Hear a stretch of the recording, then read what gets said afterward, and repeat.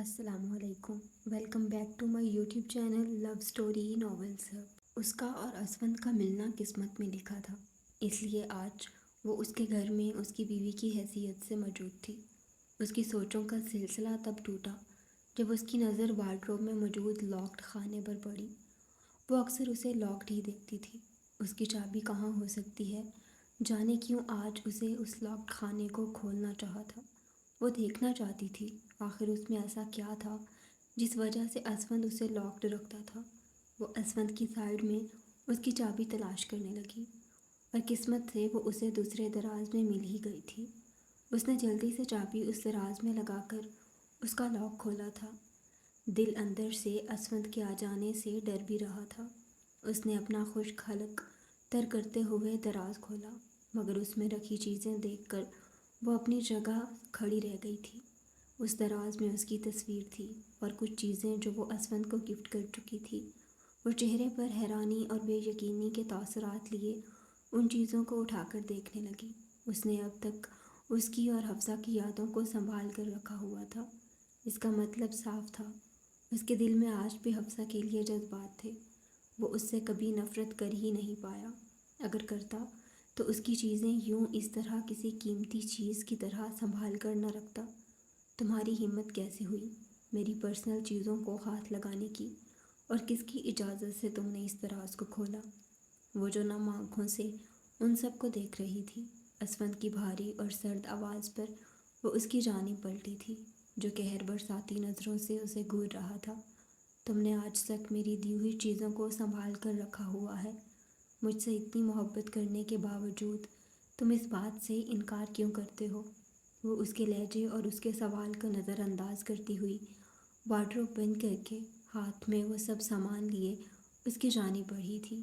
یہ سب میں نے اس لیے سنبھال کر رکھی ہوئی ہیں کیونکہ یہ مجھے تمہارے دیے ہوئے دکھ کو یاد کراتی ہیں۔ یہ مجھے یہ یاد کرواتی ہیں کہ تم بے وفا تھی، دھوکے باز تھی۔ وہ جھپٹنے کے انداز میں اس سے سب سامان لیتا، ان سب کو بیڈ پر پھینکتا ہوا ہو رہا۔ وہ اس کے سامنے یہ کبھی قبول نہیں کر سکتا تھا کہ وہ اس کی یادوں سے کبھی پیچھا ہی نہیں چھڑا سکا تھا۔ ان سب کو دیکھ کر اسے تکلیف بھی ہوتی تھی، مگر کہیں نہ کہیں سکون بھی ملتا تھا۔ میں بے وفا نہیں تھی اسفند، اور نہ ہوں، میں بس اس وقت مجبور تھی، بے بس تھی۔ وہ بھی اس کے انداز میں چیخی تھی۔ اسفند کے پاس اس کی دی ہوئی چیزیں دیکھ کر اسے لگ رہا تھا اسفند آج بھی اس سے محبت کرتا ہے۔ اگر وہ اسے سب بتا دے تو شاید وہ اس کا یقین بھی کر لے۔ ایسی کون سی مجبوری آ گئی تھی تمہیں جو تمہیں مجھے چھوڑ کر اس شمت سے منگنی کرنی پڑی، اور اس کے بعد چپ چاپ ملک بھی چھوڑ کر چلی گئی؟ اپنی بے وفائی کو مجبوری کا نام مت دو حفصہ بیگم، میں کوئی بچہ نہیں ہوں۔ وہ تلخی سے کہتا سختی سے اس کا بازو دبوچ کر اسے اپنی جانب کھینچ چکا تھا۔ اس کی پکڑ میں اتنی سختی تھی کہ حفصہ کے منہ سے سسکی سی نکلی تھی۔ یہ جھوٹ ہے، میری شمت سے کبھی منگنی نہیں ہوئی۔ وہ اپنے بازو میں اٹھتی درد کی ٹھیسوں کو نظر انداز کرتی بمشکل بول پائی، اور اس کی آنکھوں میں دیکھا جو چہرے پر سخت تاثرات لیے اسے ہی دیکھ رہا تھا۔ ایک جھوٹ کو چھپانے کے لیے تم اور کتنے جھوٹ بولو گی حفصہ؟ کہہ دو کہ یہ بھی جھوٹ ہے کہ تمہارا نکاح شمت سے نہیں ہو رہا تھا۔ اب اس کا دوسرا بازو بھی سختی سے اپنی گرفت میں لیتا ہوا بولا تھا۔ وہ کافی وقت سے یہ جاننے میں لگا ہوا تھا کہ اس کا نکاح کس سے ہو رہا تھا، اور جب اسے معلوم ہوا تو یہ سچ سن کر اس کی غصے سے رگیں تن گئی تھیں، مگر اس کی ایک بات سمجھ میں نہیں آئی تھی، آخر وہ اس نکاح سے بھاگ کر کیوں آئی تھی؟ کیا ہوا؟ خاموش کیوں ہو گئی؟ بول دو یہ بھی جھوٹ ہے۔ وہ اس کی خاموشی پر طنزیہ مسکرایا تھا۔ ویسے مجھے حیرانی نہیں ہوئی یہ جان کر کہ تم اسے بھی نکاح والے دن چھوڑ کر بھاگ آئی۔ جانتی ہو کیوں؟ وہ ایک لمحے کے لیے رکا، جیسے کچھ سوچ رہا ہو۔ کیونکہ تمہاری تو عادت ہے ایک کو چھوڑ کر دوسرے کا ہاتھ تھامنے کی، مگر بدقسمتی سے تمہارا راستہ پھر سے میرے پاس آ کر رک گیا۔ اس کے زہر خند لہجے پر حفصہ نے تڑپ کر اس کی طرف دیکھا۔ وہ اپنی پوری طاقت لگا کر اس سے اپنا آپ آزاد کروایا تھا۔ ہاں، میں بھاگی تھی اپنے نکاح سے، کیونکہ میں اس شخص سے مر کر بھی نکاح نہیں کر سکتی تھی جس نے میرا کڈنیپ کروا کر میری عزت، میری زندگی برباد کر دی، صرف مجھے حاصل کرنے کے لیے۔ وہ چیختی ہوئی ایک سانس میں بولتی چلی گئی تھی۔ اس وقت اس کا پورا بدن لرز رہا تھا، آنکھوں سے آنسو مسلسل بہہ رہے تھے، جبکہ اتنے بڑے انکشاف پر اسفند بے یقینی سی کی کیفیت میں کھڑا اس کو دیکھتا رہ گیا تھا۔ 6 سال پہلے ہمیں الگ کرنے کے لیے بہت بڑا کھیل کھیلا گیا تھا اسفند، وہ کانپتی ہوئی آواز میں اسے اس سچ سے آگاہ کر رہی تھی جو اب تک اس سے چھپا ہوا تھا۔ بس حفصہ، خاموش ہو جاؤ۔ تمہیں کیا لگتا ہے 5 سال بعد تم میرے سامنے آ جاؤ گی اور کچھ بھی بولو گی، میں اس پر یقین کر لوں گا؟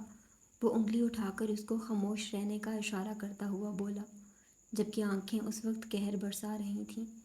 اس وقت وہ اس کی باتوں سے بالکل الجھ سا گیا تھا۔ نہیں اسفند، تمہیں سننا ہوگا، کیونکہ اس کھیل میں شمس اکیلا نہیں تھا، کوئی اور بھی اس کے ساتھ شامل تھا، اور جانتے ہو وہ کون تھا؟ وہ آہستہ سے قدم اٹھاتی اس کے قریب ہوئی تھی۔ اسفند کی بے اعتباری سے اسے دکھ تو ہوا تھا، مگر وہ اب مزید خاموش نہیں رہنا چاہتی تھی، اور وہ شخص اور کوئی نہیں، رباب تھی۔ اس نے اور شمس نے ساتھ مل کر یہ سب کیا تھا۔ وہ آہستہ سے بولتی مزید اس کے قریب ہوئی، مگر اگلے ہی لمحے اس کا بازو پھر سے اسفند کی گرفت میں تھا۔ بس، بہت ہو گیا حفصہ، اب ایک لفظ اور نہیں۔ میں کیسے یقین کر لوں تم جو کچھ بھی کہہ رہی ہو سچ ہے؟ وہ سخت نظروں سے اس کو گھورتا ہوا بولا تھا۔ اس کا دل کہہ رہا تھا وہ اس کی بات پر یقین کر لے، مگر دماغ انکاری تھا۔ اس لیے میں آج تک تم سے سچ کہتے ہوئے ڈرتی تھی اسفند، پر ایک بار میری آنکھوں میں دیکھو، کیا تمہیں لگتا ہے کہ میں اتنا بڑا جھوٹ بول سکتی ہوں؟ اگر مجھے شمس سے شادی کرنی ہوتی تو میں نکاح والے دن کیوں بھاگتی؟ وہ اس کی آنکھوں میں جھانکتی ہوئی بول رہی تھی، جبکہ اس کی آنکھوں میں سچائی دیکھ کر ایک لمحے کے لیے اسفند کو اس کی بات پر یقین سا آیا تھا، مگر اگلے ہی لمحے وہ جھٹکے سے اس کا بازو چھوڑ کر اس سے دور ہوا تھا اور بغیر اسے کچھ بھی کہے کمرے سے نکل گیا۔ اسے لگ رہا تھا اگر وہ کچھ دیر اور وہاں رکتا تو وہ حفصہ کی بات پر یقین کر، مگر وہ اتنی آسانی سے وہ تکلیف کیسے بھول سکتا تھا جو وہ سہ چکا تھا؟ اسے سب سے پہلے اس بات کا پتہ لگانا تھا کہ وہ جو کہہ رہی تھی وہ سچ تھا یا نہیں۔ یہاں میرے سامنے نظریں نیچی کر کے کھڑے ہونے سے میرا غصہ کم نہیں ہوگا کریم۔ ایک کام، بس ایک کام دیا تھا میں نے تمہیں، لیکن وہ بھی تم صحیح سے نہیں کر پائے۔ وہ اپنے خاص آدمی کریم کو سخت نظروں سے گھورتا ہوا غصے سے بولا تھا۔ اگر اس وقت اس کا کوئی اور آدمی ہوتا تو وہ اپنی آخری سانسیں گن رہا ہوتا، مگر سامنے کھڑا شخص اس کے لیے خاص تھا۔ زندگی کے ہر برے وقت میں وہ اس کے ساتھ رہتا تھا، اس لیے وہ چاہ کر بھی اس پر اپنا غصہ نہیں نکال سکتا تھا۔ میں نے سب سے اچھے شوٹر کو ہائر کیا تھا، مگر جانے کیسے اس کا نشانہ چوک گیا۔ کریم اپنی پیشانی مسلتا ہوا پریشانی سے بولا۔ یہ تو اس کی بھی سمجھ نہیں آ رہا تھا، اس کے شوٹر سے غلطی کیسے ہو گئی تھی، اور اب کہاں ہے تمہارا وہ سب سے بیسٹ شوٹر؟ پولیس کی نظروں سے اس کو بچا کر رکھو، مجھے کوئی گڑبڑ نہیں چاہیے۔ خان نے اسے یاد دلانا ضروری سمجھا تھا۔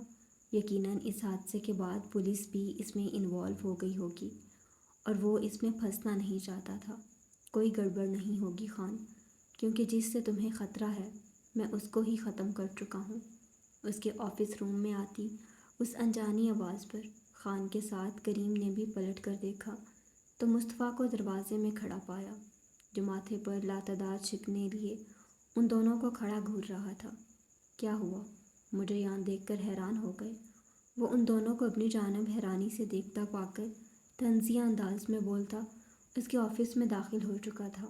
تمہاری ہمت کیسے ہوئی؟ تمہاری ہمت کیسے ہوئی یہاں آنے کی، اور کس نے اجازت دی تمہیں اندر آنے کی؟ خان اپنی حیرانی پر قابو پاتے ہوئے سخت لہجے میں بولا۔ اتنے سال میں یہ پہلی بار تھا جب مصطفیٰ زمان شاہ اس کے آفس میں اس کے سامنے موجود تھا۔ ہمت کی تم بات کر رہے ہو تو تمہیں بتا دیتا ہوں کہ ابھی میں تمہارے اس آدمی کو موت کی نیند سلا کر آیا ہوں جس نے میری حور کو تکلیف دی۔ وہ ایک ایک لفظ پر زور دیتا غرایا تھا۔ اور رہی اجازت کی بات، تو مصطفیٰ زمان کو تم سے ملنے کے لیے اجازت لینے کی ضرورت نہیں ہے۔ وہ اپنی آنکھیں اس پر گاڑے ہوئے بولا، جو خطرناک حد تک سرخ ہو رہی تھیں۔ تم کس آدمی کی بات کر رہے ہو میں سمجھا نہیں۔ خان اپنے لہجے کو نارمل کرتا ہوا بولا۔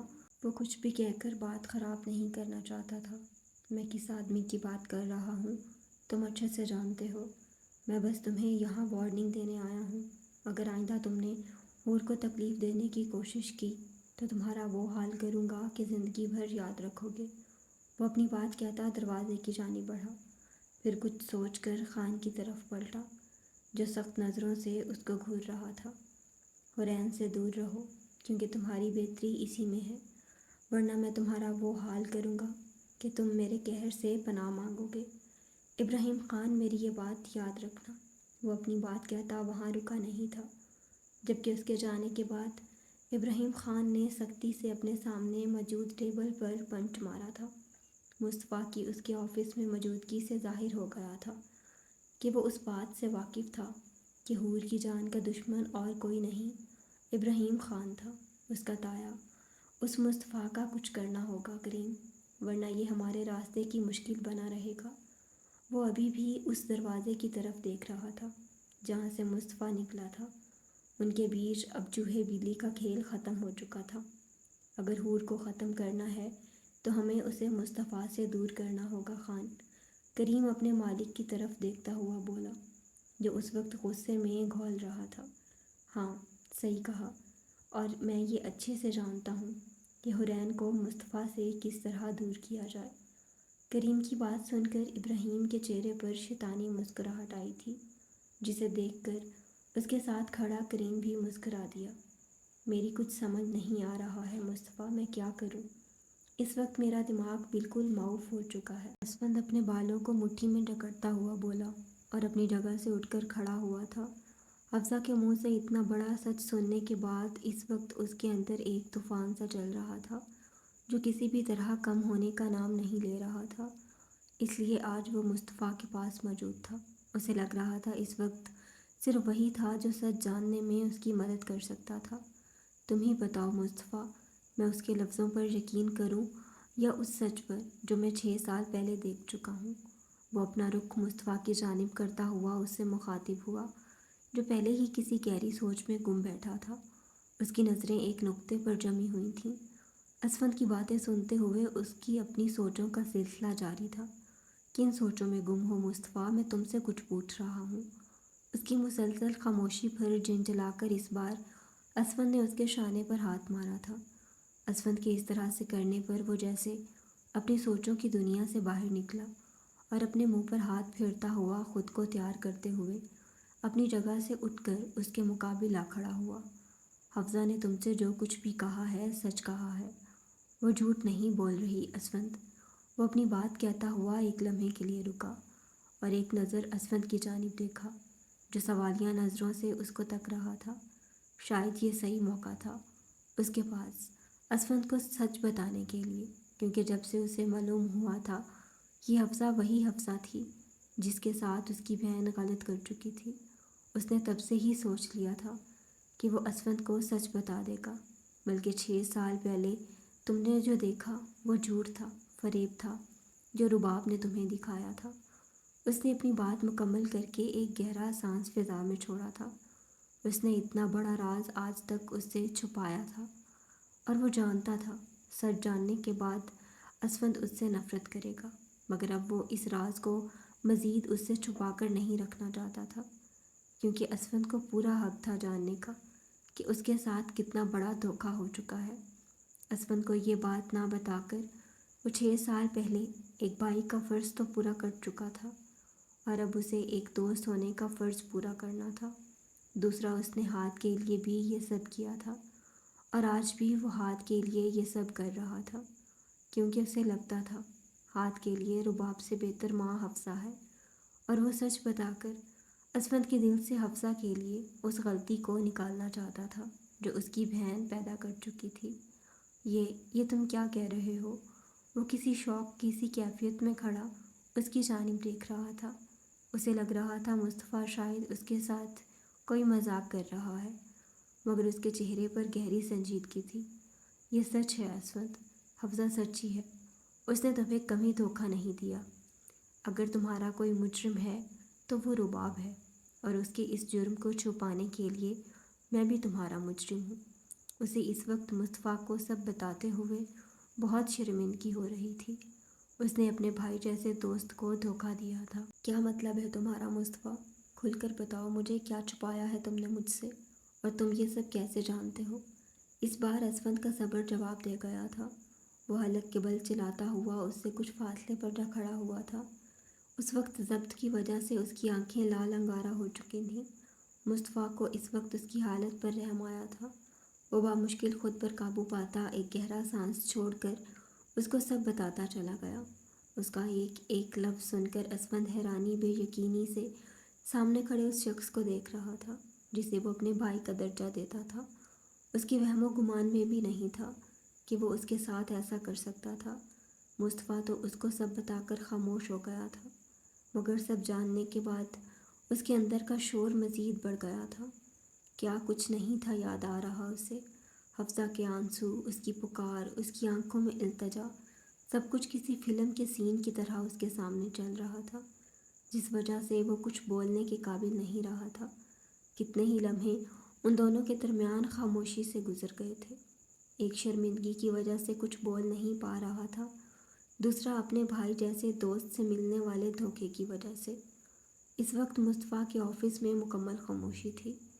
رباب نے میرے ساتھ جو کیا، مجھے اس کا اتنا افسوس نہیں ہے مصطفیٰ، کیونکہ وہ اپنے پیار میں اندھی ہو چکی تھی، مگر یہ سب چھپاتے ہوئے تمہیں ایک بار بھی میرا خیال نہیں آیا؟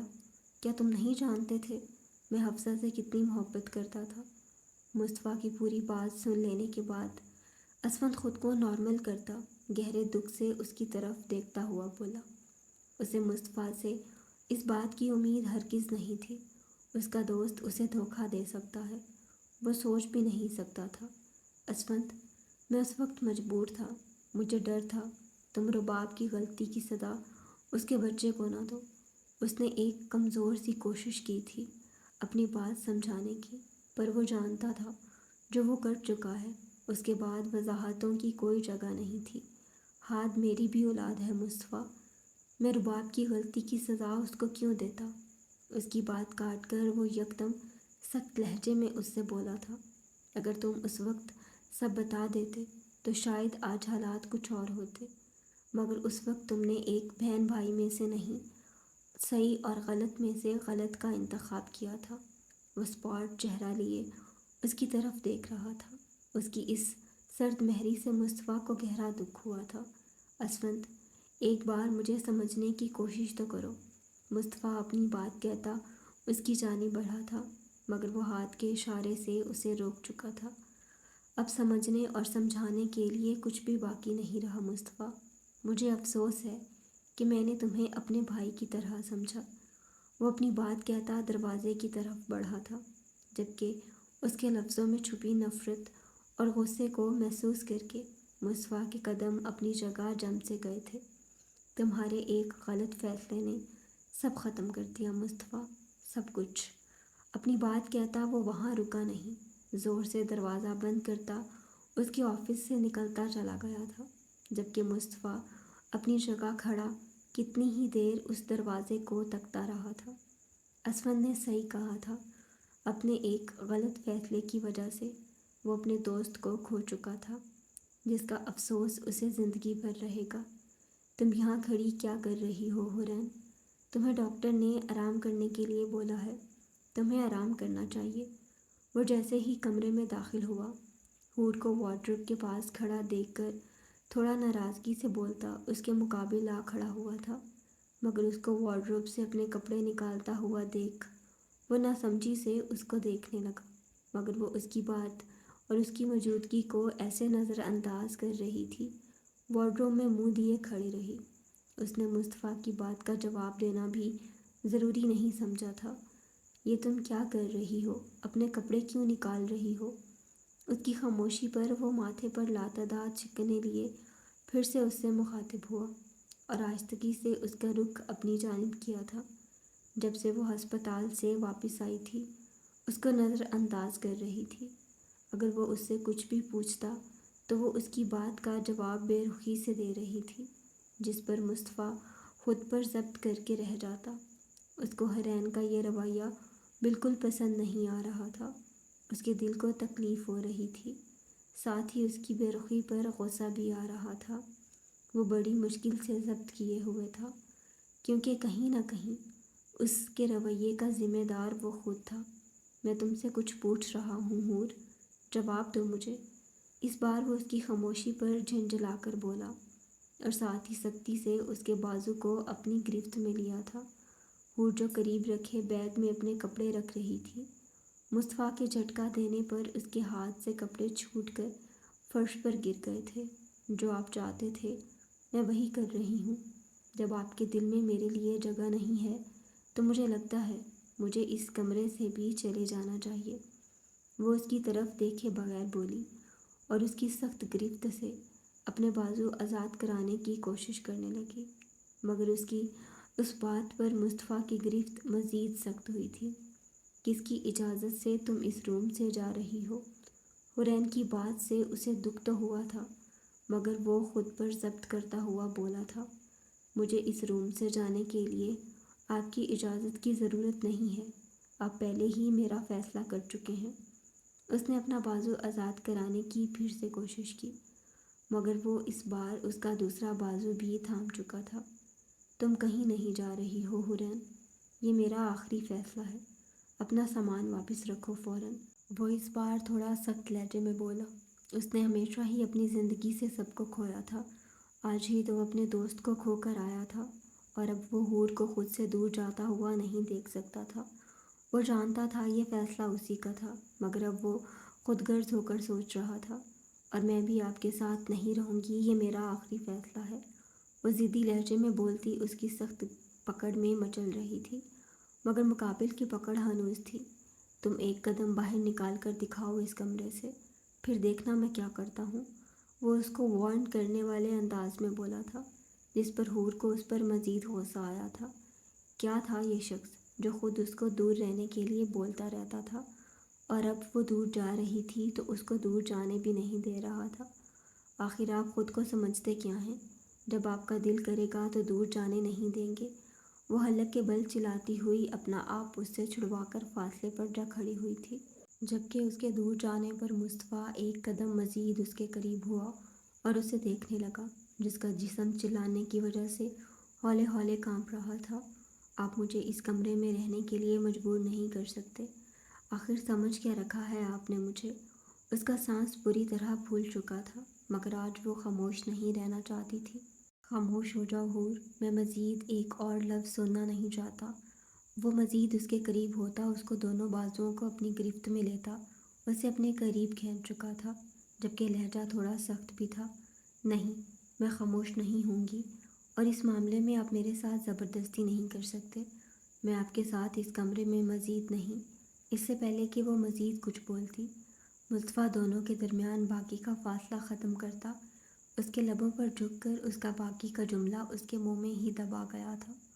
اس کی اس گستاخی پر حورین نے سختی سے اپنی آنکھیں بند کر لیں اور اپنے کپکپاتے ہوئے ہاتھوں کو اس کے سینے پر رکھ کر اسے دور کرنا چاہا، مگر اس کی اس مزاحمت پر مصطفیٰ کی گرفت میں ہی نہیں، اس کے عمل میں بھی سختی آ گئی تھی۔ اس کے عمل میں اتنی شدت تھی کہ حور کو اپنے جسم سے جان نکلتی ہوئی محسوس ہو رہی تھی، مگر وہ اس کی حالت سے بے خبر یوں ہی اس کے لبوں پر جھکا، اس کی سانسوں کو اپنے اندر اتار رہا تھا۔ حور کو جب اپنا سانس رکتا ہوا محسوس ہوا تو وہ اس کے لبوں کو آزادی بخشتا اس سے دور ہوا تھا۔ مجھے چھوڑ کر مت جاؤ حور، میں بالکل تنہا ہو جاؤں گا۔ وہ اپنے انگوٹھے سے اس کے لبوں کو نرمی سے سہلاتا ہوا بولا اور اس کے چہرے کو گہری نظروں سے دیکھنے لگا۔ حور جو آنکھیں بند کیے اپنی بے ترتیب سانسوں کو درست کر رہی تھی، مصطفیٰ کے اطراف پر اپنی جھکی پلکیں اٹھا کر بے یقینی سے اسے دیکھنے لگی۔ پر یہ آپ کا ہی تو فیصلہ تھا، مجھے خود سے دور۔ اس بار بھی اس کا جملہ ادھورا رہ گیا تھا، جب وہ پھر سے اس کے چہرے پر جھک کر اس کے لبوں پر اپنے لب رکھ چکا تھا۔ وہ حور کے منہ سے دور جانے کا لفظ سننا بھی نہیں چاہ رہا تھا، تو وہ اس کو خود سے دور جانے کیسے دے سکتا تھا؟ اس بار اس کے عمل میں اتنی شدت تھی کہ حور کو اپنی ٹانگوں سے جان نکلتی ہوئی محسوس ہو رہی تھی۔ وہ اس کی کمر پر اپنی گرفت مزید سخت کرتا اسے لیے پیچھے کی جانب بڑھا۔ اس دوران وہ ایک لمحے کے لیے بھی اس سے جدا نہیں ہوا تھا۔ اپنی کمر پر اس کے مضبوط ہاتھوں کے بڑھتے دباؤ کے ساتھ جب حورین کو اپنی شرٹ کی زپ کھلتی محسوس ہوئی تھی تو اس نے گھبرا کر اپنا آپ اس سے آزاد کروایا تھا۔ مصطفیٰ یہ آپ شرم و حیا کی وجہ سے اس سے بولا بھی نہیں جا رہا تھا۔ اپنے تیزی سے دھڑکتے دل کو سنبھالتے ہوئے وہ بمشکل بول پائی تھی، میں آج اپنا لیا ہر فیصلہ بدل رہا ہوں حورین، کیونکہ مجھے تم سے دور نہیں رہنا۔ وہ اسے بیڈ پر لٹاتا اس پہ جھکتا ہوا جذبات سے بولا۔ اس کی آنکھوں اور لہجے میں حور اپنے لیے محبت بخوبی محسوس کر رہی تھی۔ یہ اس کی دعا تھی جسے وہ آج پورا ہوتے ہوئے دیکھ رہی تھی۔ تم میرے لیے بہت ضروری ہو، اتنا کہ میں تمہارے بغیر رہنے کا سوچ بھی نہیں سکتا۔ وہ اپنے ہونٹ اس کے کان کے قریب لے جا کر سرگوشی کے انداز میں بولتا اس کے کان کی لو کو چومنے لگا۔ مصطفیٰ نے اپنے ہونٹ اس کی گردن پر رکھے تو حورین نے شرم کے مارے اپنی آنکھیں بند کر لی تھیں۔ اس کی اتنی قربت سے وہ گھبرا رہی تھی۔ جب اسے اپنے کاندھے سے شرٹ سرکتی ہوئی محسوس ہوئی، وہ آنکھیں بند کیے مصطفیٰ کے ہونٹوں کا لمس اپنی گردن کے بعد اپنے کندھوں پر محسوس کر رہی تھی۔ محبت کرتی ہو نا مجھ سے؟ مصطفیٰ کی آواز پر اس نے آہستہ سے اپنی آنکھیں کھول کر اسے دیکھا۔ جو آنکھوں میں بے پناہ محبت لیے اسے ہی دیکھ رہا تھا۔ شرم و حیا کی وجہ سے اس سے کچھ بولا نہ گیا تو اس نے اپنی پلکیں جھکا کر سر اقرار میں ہلا دیا تھا، اور اس کے اقرار کو سن کر مصطفیٰ اپنی شرٹ اتارتا ایک بار پھر اس کے وجود پر قابض ہو گیا تھا۔ اب کے بار حورین کا دل نہ صرف بری طرح دھڑکا تھا بلکہ اسے اپنی جان بھی نکلتی ہوئی محسوس ہوئی۔ وہ یوں ہی ساری رات اس پر اپنی محبت کی بارش کرتا رہا۔ حور نے ایک ایک لمحہ اس کی محبت کو محسوس کرتے ہوئے گزارا تھا۔ اس کی حد سے بڑھتی شدتوں سے حور گھبرا بھی رہی تھی، مگر وہ اپنی نرمی سے اس کے ڈر ختم بھی کر رہا تھا۔ اس کے ہر ایک عمل کو محسوس کر کے حور سمجھ گئی تھی کہ وہ بھی اس سے اتنی ہی محبت کرتا تھا جتنی وہ اس سے کرتی تھی، یا شاید اس سے بھی زیادہ۔ سنو، جا کر ہادی کو بلا کر لاؤ، اس سے کہنا کہ اس کی موم اس سے ملنا چاہتی ہیں، اس کی اصلی ماں۔ وہ کسی آندھی طوفان کی طرح دندناتی ہوئی گھر میں داخل ہوئی اور لاؤنج میں کام کرتی ملازمہ کو ایسے حکم دیا تھا جیسے وہ اس کی کوئی غلام ہو۔ معاف کرنا بیگم صاحبہ، مگر اسفند صاحب نے ہاتھ بیٹے سے کسی کو بھی ملنے کی اجازت نہیں دی ہے۔ ملازمہ نظریں جھکائے اسے اسفند کا حکم سنا رہی تھی، جو وہ گھر کے سبھی ملازموں کو دے چکا تھا، کیونکہ اسے لگتا تھا رباب کیس جیتنے کے لیے ہاتھ کے پاس آ کر اس کو مینٹلی ٹارچر ضرور کرے گی تاکہ وہ کورٹ میں کنفیوز ہو جائے اور اس کا کیس مضبوط ہو، جو کہ اسفند کسی بھی قیمت پر نہیں چاہتا تھا۔ وہ مجھے میرے بیٹے سے ملنے سے نہیں روک سکتا، میرا ابھی بھی اس پر حق ہے۔ جاؤ، جا کر بلا کر لاؤ، ورنہ میں خود چلی جاؤں گی۔ اسفند کا حکم سن کر اس کا پارا ہائی ہوا تھا۔ وہ ملازمہ کو سخت نظروں سے گھورتی ہوئی بولی۔ اس کا وکیل اسے بول چکا تھا کہ اسفند کے نکاح سے وہ یہ کیس مکمل ہار چکی ہے، لیکن وہ اتنی جلدی ہار ماننے والوں میں سے نہیں تھی، اس لیے وہ آج یہاں موجود تھی۔ وہ یہاں اپنی باتوں سے ہاتھ کو اپنی طرف مائل کرنا چاہتی تھی، آخر وہ اس کی ماں تھی۔ پر یہ بات الگ تھی کہ گزرے سالوں میں اسے اپنے بیٹے کا ایک لمحے کے لیے بھی خیال نہیں آیا تھا۔ تم ابھی تک یہیں کھڑی ہو، جاؤ، جا کر بلا کر لاؤ اسے۔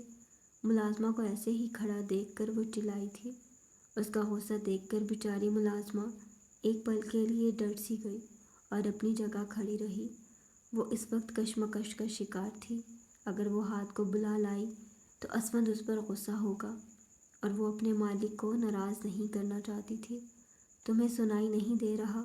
میں تم سے کہہ رہی ہوں۔ اس ملازمہ کو وہیں کھڑا دیکھ رباب کو مزید غصہ آیا تھا۔ وہ سخت تیوری لیے اس کی طرف بڑھی تھی۔ جب تمہیں بول دیا گیا ہے کہ ہاتھ کو انجان لوگوں سے ملنے کی اجازت نہیں ہے تو کیوں تم فضول میں اپنا وقت ضائع کر رہی ہو رباب زمان شاہ؟ اس سے پہلے کہ وہ اس ملازمہ کو مزید کچھ بولتی، کسی کی آواز اس کی سماعت سے ٹکرائی تو وہ ایک جھٹکے میں اس جانب پلٹی تھی۔ وہ پلٹ تو گئی تھی، مگر اسے لگا تھا کہ وہ اپنے سامنے کھڑی ہستی سے اپنی نظریں نہیں ہٹا پائے گی۔ جانے کتنے ہی لمحے یوں ہی سرک گئے تھے۔ وہ یوں ہی پھٹی پھٹی آنکھوں سے اپنے سامنے کھڑی حفصہ ابراہیم کو دیکھ رہی تھی۔ اسے اپنی آنکھوں پر یقین نہیں آ رہا تھا۔ تم یہاں کیا کر رہی ہو؟ اور تم ہوتی کون ہو مجھے میرے بیٹے سے ملنے سے روکنے والی؟ حفصہ کی اسفند کے گھر میں موجودگی سے اس کے ذہن میں بہت سارے سوال چلنا شروع ہو گئے تھے، جن کے جواب وہ جلد سے جلد جاننا چاہتی تھی۔